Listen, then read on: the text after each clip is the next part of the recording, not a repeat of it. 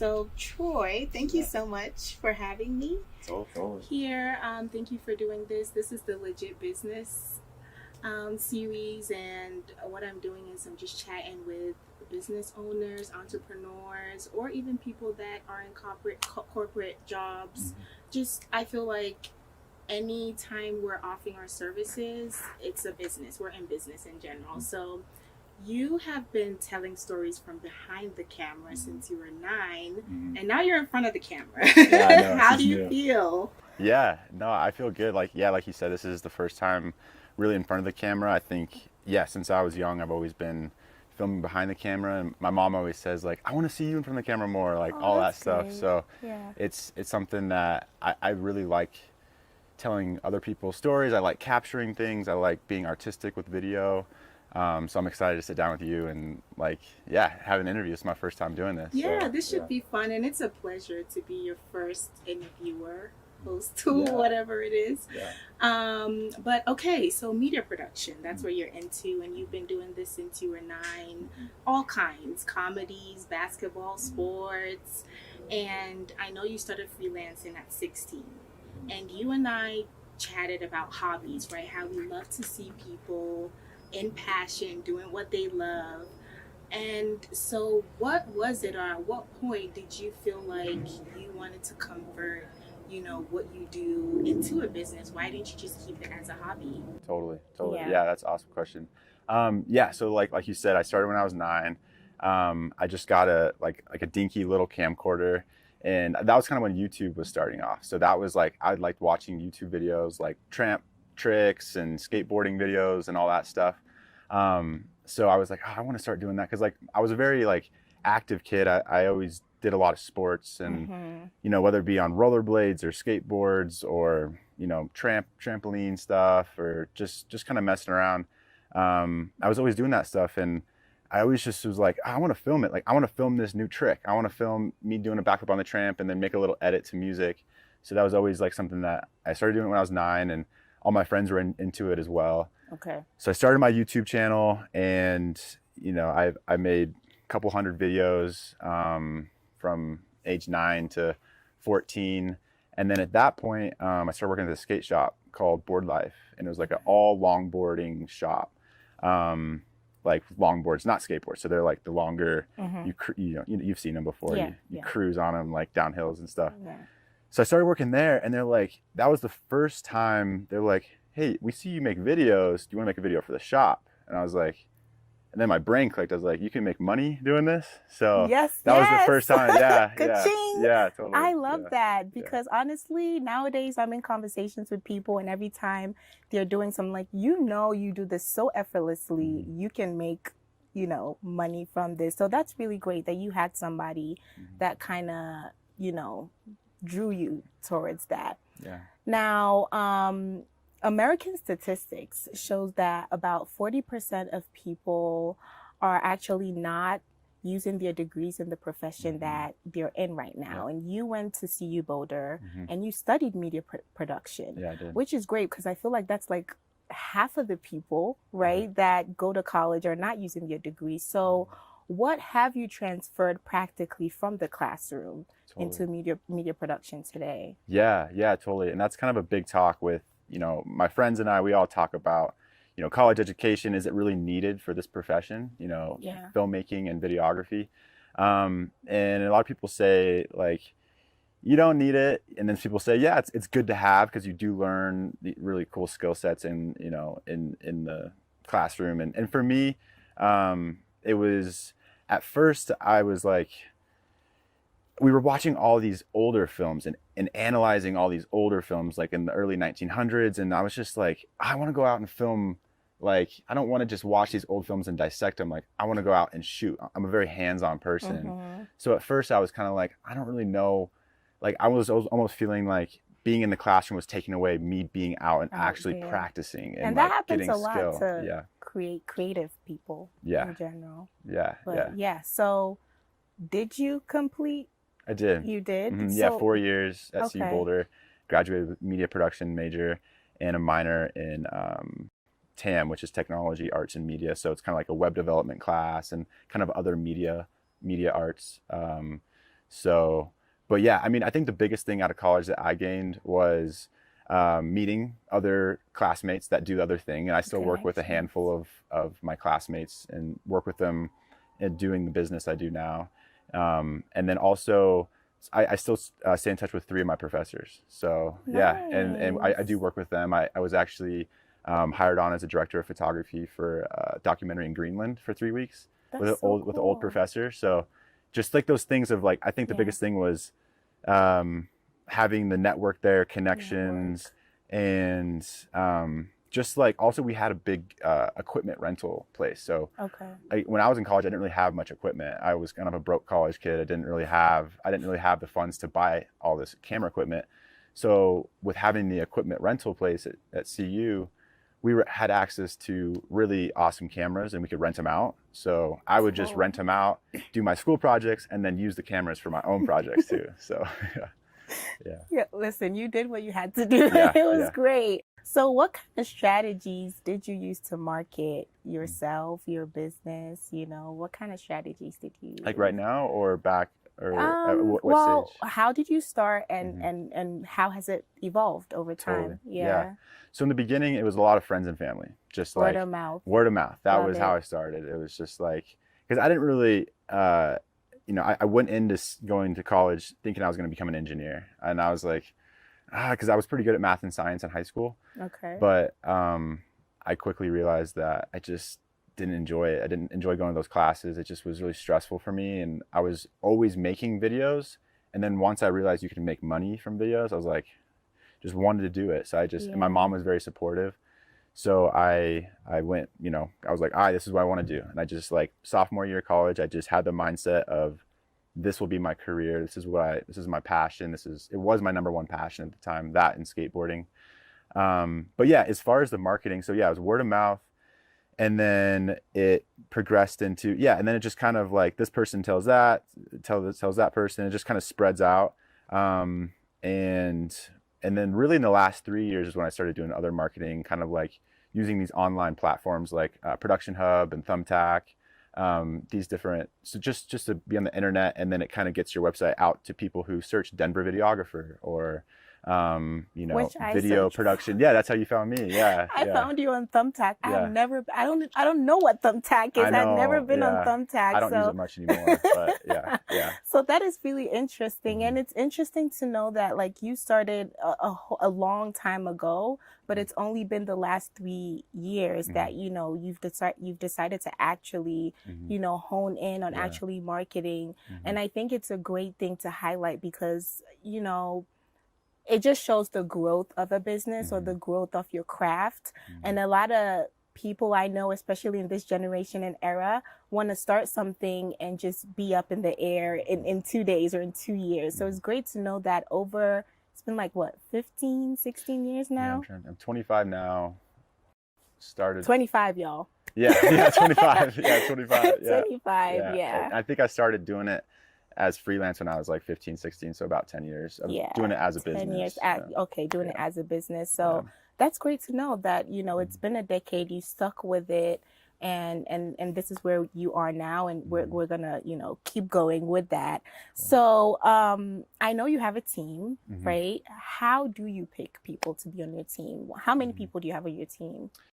Yeah, so I actually don't have any employees with my business. Okay. It's all contract labor. Contract. Yeah. And a lot of people do, a lot of entrepreneurs do that now. Yeah. I found that kind of having the employees it can be stressful. Like in the wintertime, it's a little slower, and having that overhead and, you know, maybe I want to take a month off and go do something and just reset, you know, and if I have employees, I can't necessarily do that. So at this stage of my business, I like having people I work with as contractors.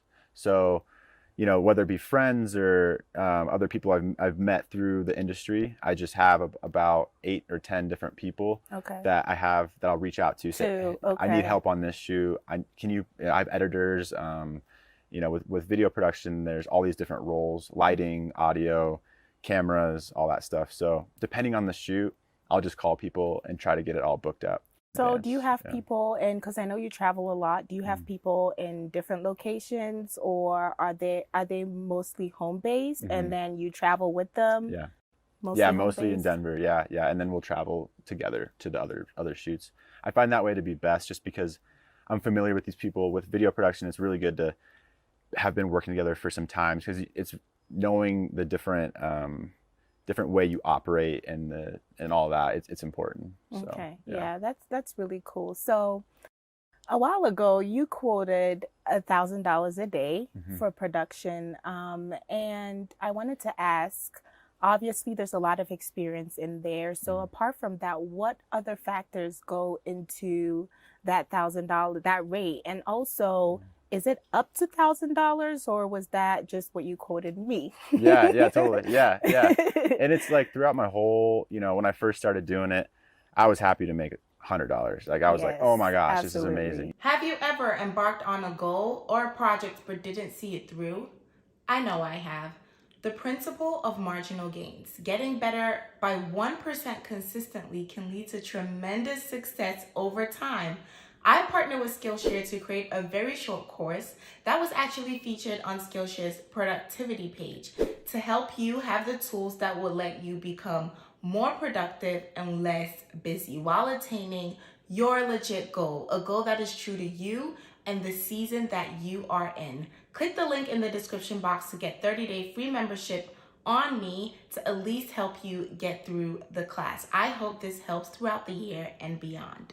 But over the time, I have a lot of invested in gear. Cameras Yes. aren't inexpensive. They're very expensive Yes. with the lighting, and I have 15 different drones. I have, you know, over the time, it's a lot of investment in gear. So you need to incorporate that into your fee. And the way you kind of incorporate that into your fee is how much would that gear cost to rent for the day? So you Okay. charge that rental fee, because a lot of production companies, some of them, they don't have actually their own gear. They rent from rental houses. So that's a part of the fee. And then, Okay. so you have your rental fee of what gear you're bringing to the shoot. And then you have your labor of the crew. So depending on if you have a director, cinematographer, audio tech, all those people need to be paid their day rate. So you have the day rates, and then you have your fees for the equipment, and then also post production. So all the editing time. That goes into I it. usually charge hourly for that. Okay. So, So but yeah. that's besides the other rate, or is Mhm. that all embedded in it? Yeah, so that's besides. So there's like the day rate for production. So I quote for that, and it just depends. Like, for example, for drone cinematography, which is a large part of my business, like I get hired onto these sets to just do drone work. Okay. And with that, it's more of a niche thing. It's more liability. It's Okay. taken a lot more years to get skilled at that. And It's that. not too many people do it, so Okay. therefore you can charge more for that. Okay. Yeah. Interesting, even within media production, obviously there's just so many different parts of it. And you spoke about niche, and I know you love doing all types, right? I remember when we did our project, you said you had been in the area because there was like a roofing commercial going At your on. complex. Yeah, Yeah. the roofing commercial. So Yeah. what kind of projects do you love do? Like what lights you up the most? Totally. Yeah. Yeah. So yeah, like you said, variety is what I like. Okay. I like, with me, as my girlfriend can attest to this, like I get into something and I'm just into it for a month or two, and then I like go to something else. Like I do Yeah. that with sports, I do that with hobbies, I do that with books. Like I can't just read a whole book all the way through. I have to kind of do a chapter and then do A something little else. bit, Like yeah. I like to be all over the place a little bit. So that's what I like about video production is I go from all these different industries, from construction to automotive to action sports to small businesses to drone cinematography to nature documentaries. So To podcasts. yeah, exactly. Yeah, 100%. So Yeah. what I like about it the most is, yeah, the variety and the different people I meet and the different industries I Yeah. get an inside look at, because when you're on these jobs, you really get to see how these businesses operate. You get to see how the teams work together. You get to see the energy of these different people. So I feel like I'm very grateful to be able to see these different industries and just get an inside look at them all. Yeah. Sorry, I feel like that's really cool, the variety of it. I love that too. I think I initially, it was about finance, like business, finance for me. And then I'm like, no, I love all aspects of business, right? And so I can definitely relate to you. on that. Is there like a favorite project you can pick out? Yeah, so I guess like the favorite genre of filming for me, it's always been action sports and outdoor work. The So adrenaline. yeah, adrenaline, yeah, and just anything outdoors, whether it be shooting for like a water bottle company, like shooting a hiker, right? Like I just like being outside. I like interacting with nature. I like getting beautiful shots outside and telling stories in that way. Um, but yeah, I mean, sports is kind of what I grew up doing, and I like being a part of action sports and also the thrill of capturing it well, because you have to be on your toes. You have to think outside the box to capture fast moving and also, you know, work around athletes. I really like that. That's really it's cool. challenging. That's really cool. A lot of strategy, not just shooting, but a lot of strategy that goes into it, into capturing. Yeah. That's really good. What kind of sacrifices have you had to make, big or small? Business wise, personal wise, if you're comfortable sharing, to keep your business afloat? For sure, for sure. Yeah.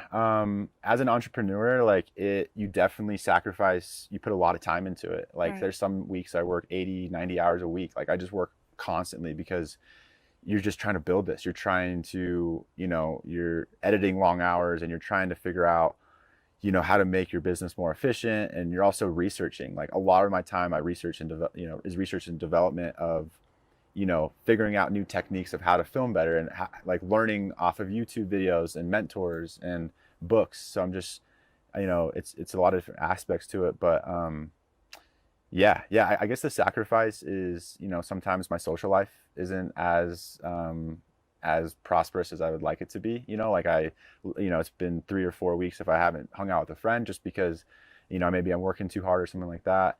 But recently I've kind of found the balance of, it's not about just go, go, go, go, because the more you do that, it's sometimes you need to do that. But there's times when you need to just not worry about making money, not worry about the next job, just take a break and reset, because your work will be better if you're around your friends and family more, and you just need to figure out that balance, or I need to figure out that balance a little I love that. sometimes. I think it's very necessary. Season little pockets, little moments of rest, of time with family and friends. You're right. I think, you know, there is seasons for rest, for rejuvenation and comeback, you know, even stronger, better, accelerated at an accelerated pace. You know, I have noticed that, you know, sometimes when you're too focused on something for an extended period of time, you actually lose the ability to actually create at a certain level. So that white space and that blank space is actually really necessary. How has it been since COVID? What has it been like? Yeah, totally. So right when COVID hit, it was, I mean, no one wanted to do video work because no one wanted to be around anyone. Like video work requires people most of the time.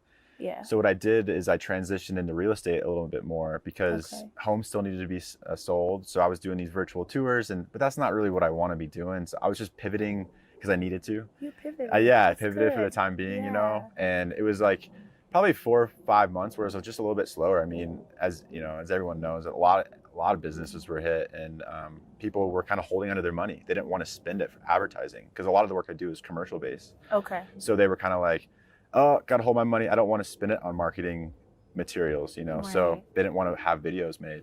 But yeah, it's just kind of through that time, I just kind of kept on going and just try to keep on finding jobs. I was taking all sorts of jobs. Like I was doing, I really don't do music videos, and I was doing a bunch of music videos with just and some of there's kind of some funny stories, but it just kind of just turned, you know, different people I worked with that I wouldn't normally want to work with, but I just was doing it because I was like, I need to, you know, do it. But yeah, the last year things have really picked back up. Companies are really wanting to spend more money on marketing, and it seems like it's been like the last year has been really good. So I love that you mentioned, you know, that you did what you had to do, you know, and you know, as entrepreneurs, as, you know, a business owner, you did what you had to do to keep your business afloat. And I think it's worth mentioning, because sometimes we only see the highlighted part, the really great, the fruit of everything, but not, when the business does go under, where you did have to pivot. Are there anything at all, anything that you learned from the times where you did jobs that you probably didn't want to? Totally. Yeah, I learned a lot. Like I just learned that you need to pivot. You need to kind of do things maybe you don't want to do all the time. Like and you learn a lot in those experiences. Like you learn that, all right, this job kind of went against my morals. I don't really want to do that type of work. It just made me feel uncomfortable or something like that sometimes. And you learn from that and you move on. And then if another job comes up like that, you say, hey, no, I'm okay. I think a big thing I've learned is when to say no. The power of no. But it's harder when business is a little bit slow, because these opportunities come in, and if you're slow, you're like, yes, yes, yes, because I need to keep my business going. But yeah, when you're busy, it's a little bit easier to say no to some jobs, just because time is limited. And my goal with video production is to keep on progressing and to work towards my dream, and I want to do projects that are in line with what I want to do 3 to 5 years. That's really great. Alignment is very important. And I'm glad that you have, you're at a point where you're able to identify that, you've done a couple of stuff, from commercials to music videos and everything in between. And you can decide when to say yes and when to say no. And I think that's really great. And over a decade, you spent time studying your craft and growing, and I can see, that it's growing. And so we're using your equipment right now. So let's talk about, the equipment. You said that before you didn't have that, and so you were using school's equipment. So how did you build on getting one equipment, then the other? What did that look like? Totally. Yeah. You don't want to you want to, say you have, let me think how to say this, but yeah, you want to be smart with what you invest in. You don't want to spend all your money on it, right? But you want to, it's just kind of like a natural progression. You want that camera because it has, the 4K quality. It can do really good slow motion. It has the shiny new toy. Exactly, right? And it's like, there's always a new piece of gear coming out, constantly new cameras. So you need to kind of, like, at the end of the day, cameras are tools, right? What really comes down to it is the story you tell and the way you use the camera. You can have the best camera in the world and still not have a great video, so it comes down to the person behind it, and and just kind of the way you edit and all that. So I've definitely been guilty of just kind of splurging and then being like, oh, I spent all my money on this new gear and now I'm broke and I need to, like, then it's not good, right? So I've learned over the years to take the income that I have and put a certain percentage aside as a camera fund. So I know I need to save up for that. I can't just splurge on it and do that. So it's just about, making sure you save up for it. And sometimes, if you really think that camera is going to have a great return on investment, like it's, recently I just purchased a cinema camera. And it was kind of, it was a little bit nerve wracking to get, because it was the next level up. But I just know the type of work it's going to get me jobs that I want to head towards, because it's more professional. It's very high end, so it's going to get those jobs hopefully. But it's just a progression. So have you used that one? I've just kind of messed around with it. It's a whole nother level. You're studying. You're learning. Yeah, I'm learning around with it. That's and great. It's a whole different way to operate it, because you need more people. You need a first AC, which basically means a first assistant camera who helps pull focus. So these mirrorless cameras here, they will they will autofocus, but this new camera doesn't. It's like you need more people to help operate it. But at the end of the day, it's a better picture quality. It's better dynamic range. It's a camera that is actually moved in making like high-end movies. So that's great. I was going to ask if you've done any films. Yeah, I haven't done much narrative work, like as far as like, what you'd see in a short film or a movie. Most of my stuff is in the commercial world. So it's mostly brands or companies hire me to work for their company. So, but I do want to make short films. Like, I think it'd be fun just to next level. Yeah. It just kind of for fun. I think a big thing for me is, since this was my passion, is and was and always has been my passion, and turning it into a career, there's that, a little bit of, sometimes, when you're doing it day in and day out, you sometimes don't like it, I sometimes you understand get burnt that. out, Yeah. and because you're constantly doing it. So I think, and I've talked to other people who have turned their hobbies and their passions into their career, and they kind of say the same thing. It's just, it's the best thing in the world, but it's also kind of tough because you have now turned it into a business, and there's some stress along with that. So Usually hobbies is a way to escape from, the hustle and bustle of actual work. mm-hmm. So I totally get that. And on that, let's go back to, vacations. Mm-hmm. Do you take a lot of vacations? Yeah, Because I were earlier talking about, mm-hmm. what work is like. And I think it's super interesting. I mean, you did mention 80 hours to 90 hours, but then there are weeks, or a week or days Mm-hmm. where there's nothing. Totally. So what does a vacation look like? Yeah, for Yeah. sure. Yeah, with my work, it's very, a job comes up May 15th, May 18th, May 21st, May 24th through 26th. So I know the dates I have these shoots, right? Okay. So then I put those in my calendar, and then I know, I either contract the editing work out or I do it myself. So as far as when I take vacations, it's either finding gaps in between work, kind of like last minute. Oh, I have 4 days without a shoot. I'm feeling good with how much I've worked this month. I'm going to take those 4 days off, and Okay. reset. Or I just put it in the calendar for 2 months in advance. Okay. And I just know that these 7 days are blocked off. But what's tough about that is a really amazing job could come up for those days where it's either a really passion dream job, or it pays really well, or something like that, and then you need to say no to it. But that's what I've also learned is I'm looking to maybe build my business up with having employees, so then I can do, I can go on vacation and still take jobs while I'm on vacation, but with having my team work. Yeah.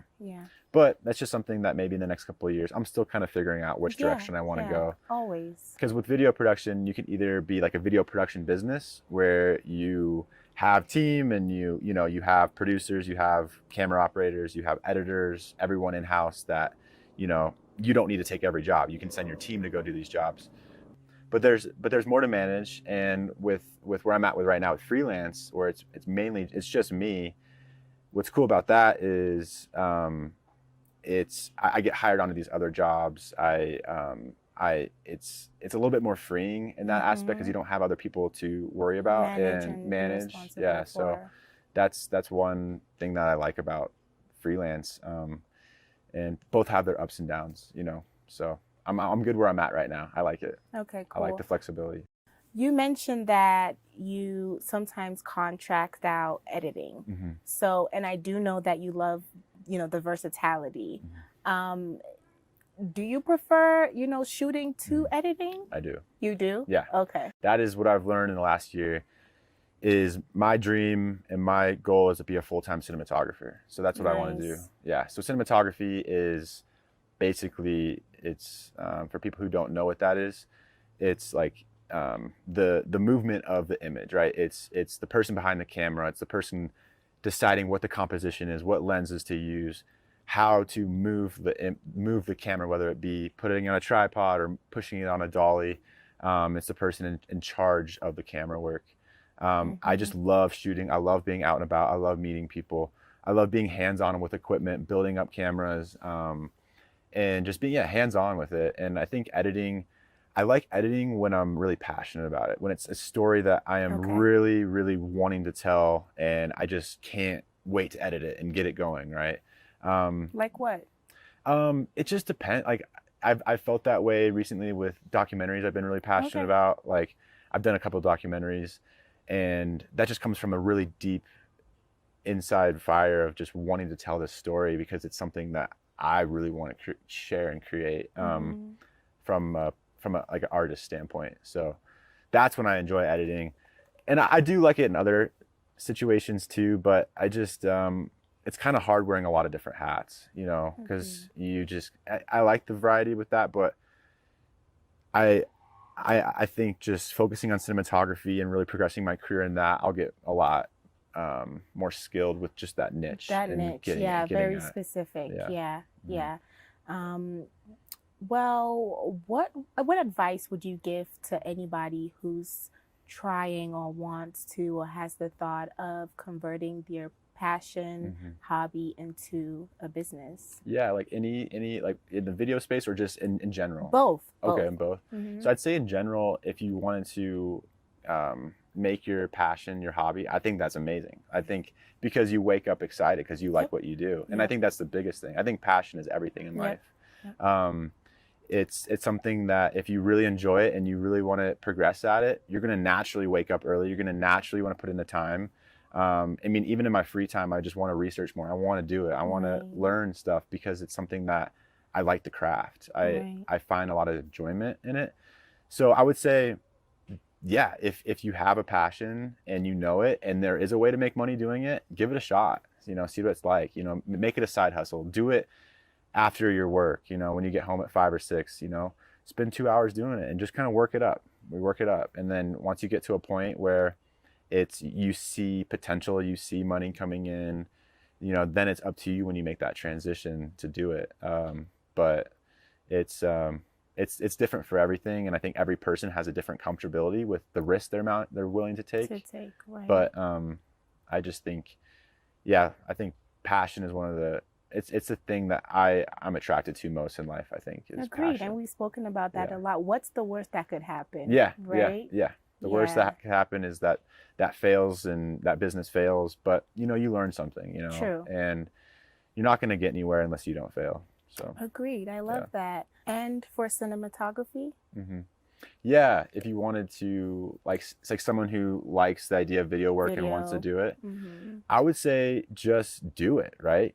Get a camera, whether it be a $400 or $500 camera, or if you can spend $1,000 on a camera, and just go out and shoot. Like, just go out and film things that you like, whether it be if you like shooting sports, or if you like shooting music videos, or if you like shooting nature or whatever. Just go out and film and make videos with no money involved. You know, just do it, because then you'll learn skill sets. You'll learn what your style is. You'll learn how to edit. You'll learn how to do all these things, and then pretty soon people will see. Then you'll have a portfolio built up of, hey, I've made all these 10 videos. People can see your work, and then they're more likely to hire you because you have example and proof. Credibility.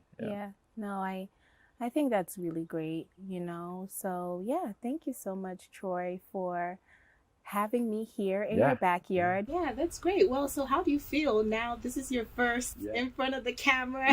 You know, how do you feel? I mean, you made me feel really comfortable. So yeah, I think at first I was a little like, because I'm like, okay, making sure these cameras are good, you know, because I always monitor, you know, interviews. But yeah, it's awesome. We can just be in my backyard and doing this. And yeah, I need to work on my landscaping and stuff. But you know, it's just good to do this. And that's great. And I love that. It's chill. I love that. You know, I just love chatting, having conversations. So I'm glad that, you know, it's a space where you felt comfortable. Yeah, that really makes me happy. Yeah. So yeah, I'm glad. Thank you for having me. Yeah, thanks for being my first interview. Like, I hope I did okay. So.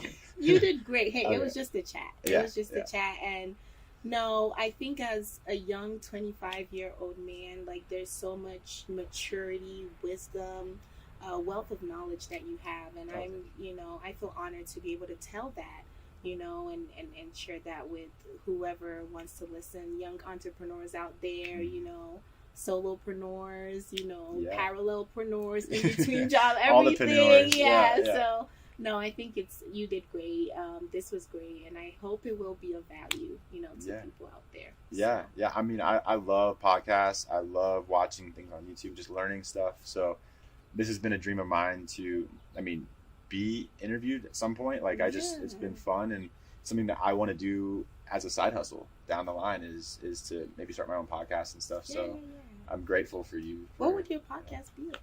I don't know yet. I'm not sure. I just love personal growth stuff. I listen to a lot of podcasts along those lines, like health and just mindset. And Do you listen to the entrepreneurs. Legit podcast at all? Yeah, I've actually got it. Yeah, totally. That's what you do. Yes. Yeah.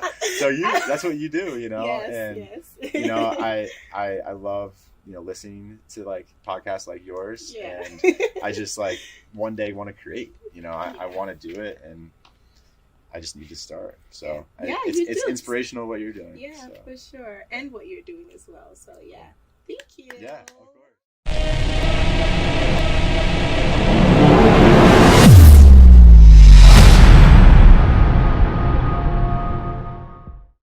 And it's in the books. All right, cool. Thank you so much. Great. Awesome. Yeah, Awesome. we have to take a picture. Yeah. That you sometimes.